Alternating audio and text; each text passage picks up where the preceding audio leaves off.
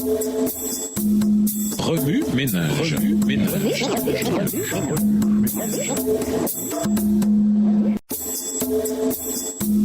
Remue ménage.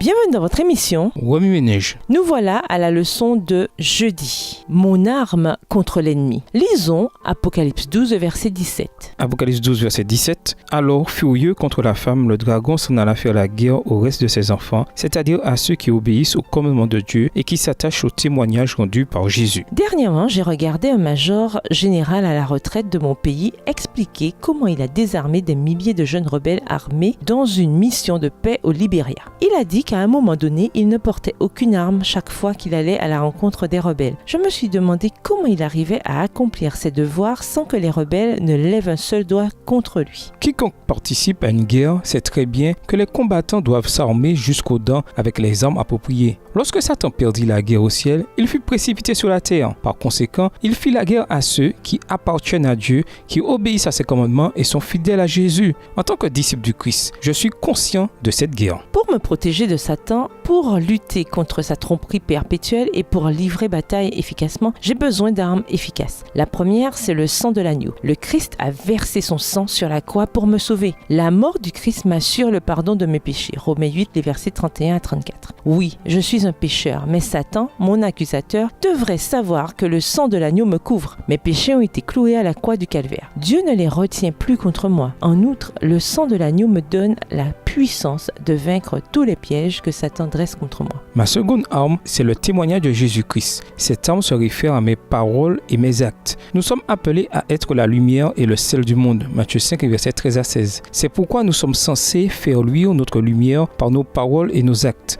En partageant le témoignage du Christ avec le monde, nous réclamons le territoire des mains de Satan, et cela l'intimide. Le témoignage du Christ est puissant, transformateur et incontestable. La troisième arme que j'ai contre l'ennemi, c'est le désintéressement. La Bible enseigne que les saints immolés étaient disposés à tout abandonner pour le Christ. Ils ont abandonné leurs biens, leur réputation et même leur vie. Comme des saints, préférons mourir plutôt que d'être infidèles à notre Sauveur. Le désintéressement est une qualité du Christ qu'il nous faut revêtir pour vaincre le diable et triompher avec le Christ. Remue ménage, que nous faut-il abandonner pour être fidèle au Christ? Que nous apprend la vie des saints immolés tels qu'Étienne? En quoi nous aide-t-elle à obtenir la victoire dans la guerre que nous livrons actuellement? Au revoir. Et à demain si Dieu veut.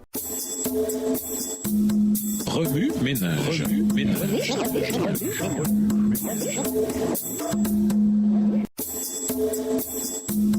Remue ménage.